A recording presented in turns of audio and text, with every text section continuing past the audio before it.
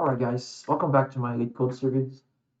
Today I have a very interesting case. It's 1047, remove all adjacent duplicates in string. Let's get into it. So you're given a string S consisting of lowercase English letters. A duplicate removal consists of choosing two adjacent and equal letters and removing them.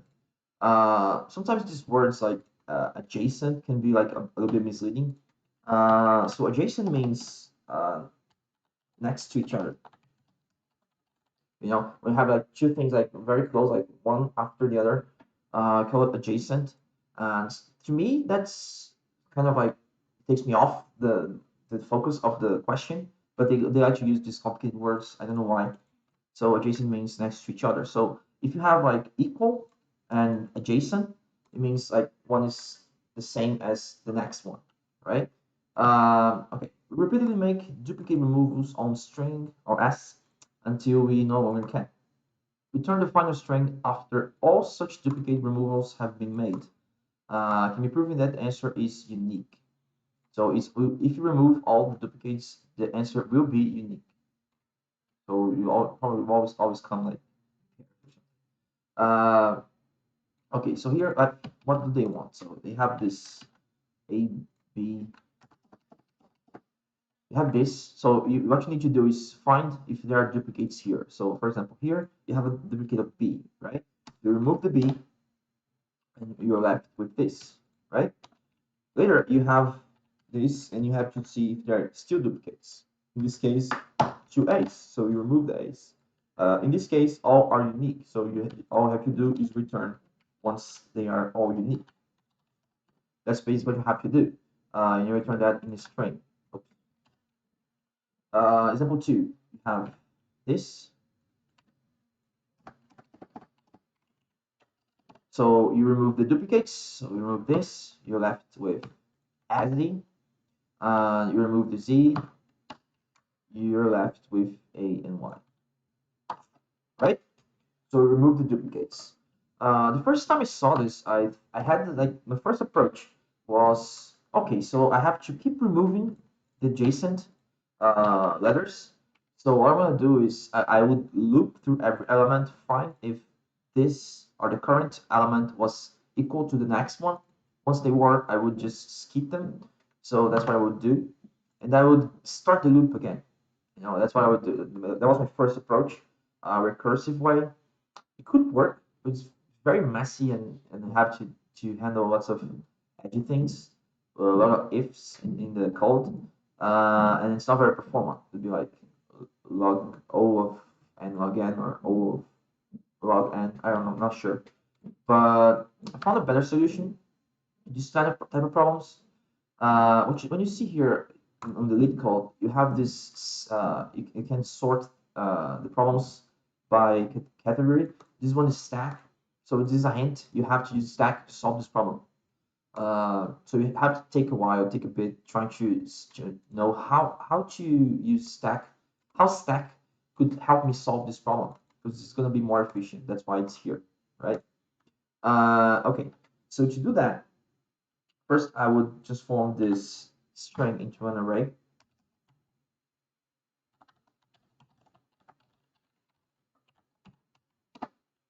I'll also need a stack, an empty stack.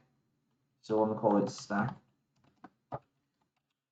Here I use an array, and you might be wondering why. Because PHP is not very good when handling specific data structure, such as stacks and queues, for example. If you see here, uh, this is the official PHP documentation. To handle stack, you need this ds vector thing and ds stack or data structure stack. But this does not come built in the language. You have to install it. It's an extension, right? So to solve this, like if you use this, you'll probably more efficient, very likely more efficient. But it doesn't come built in the language. You have to install it, right? So we are on LeetCode. Probably they don't have this installed, so I'm gonna use a array. We'll have the efficiency of a array, right?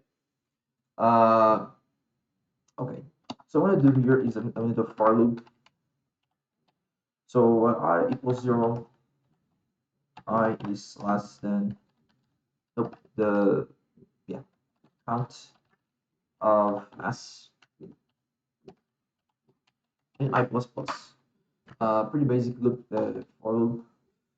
So what I do here, I check if this stack that I just created is empty. Okay. So if the count of this stack is equals to 0, I would get the element, so the s, and push it into this stack.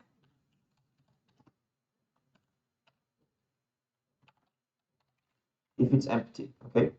But remember that whenever you're working with stacks and queues, it's always a good idea to keep a counter of the elements, or a count, or a pointer, or however you want to call it, uh, to know the size of the stack. Okay. Otherwise, for every time you need to count this stack, it's not very good, not very efficient. There's a better way to do that, which is if you start here at 0, so you know that the last element doesn't exist, right? So let's say stack size here, it's going to be -1, okay? Because this one is the pointer of an array, so the 0 is going to be the last one if there is something. So there is nothing, it's empty, so -1, okay? So the first time you check if it's this one is less than 0, okay? If it doesn't exist. If it doesn't exist, then you already push into it, okay? You do that. Yes. Or else, uh, okay, what am I doing here? Okay, you have A, B, C, A, B, B, A, C, and you have an empty stack. So this is the empty stack, okay? You look, if it's empty, you get this and you put here, right? Now the pointer is at B. So instead of comparing this one with the next one, what you can do here is compare the current one with the last one from the stack. That's the trick of this problem. So you use the stack as an outsource thing, and you compare the current from the loop with the one from the stack. So in this case, is B equal to A? No, so you include B in the stack. So is B, now the index will go to the right. So is B equals to this one? Yes, they are. So what you can do here is remove, you array pop in the stack, and this one, the index will just go to the right automatically. So remove that. Is A equal to A? Yes, yes it is. So you remove, you array pop the last element, and this one, the index will just continue. The stack is empty, so you're gonna add here, and then the last element is A equals to C. No, it's not, so you will add. That's the solution to this problem. Okay, that's the trick you kind of have to figure out. So okay, if it's empty, you add it. If it's not, you compare if the current element, so S of I, is equals to,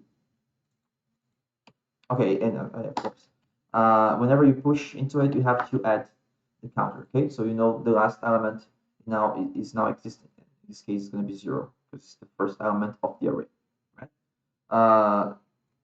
So you get stack of elements stack size. So again, what I'm doing here, I check. Okay, this one is gone. I check if this one, okay, S of I is equals to the last element of this stack. If they are the same, you will array pop,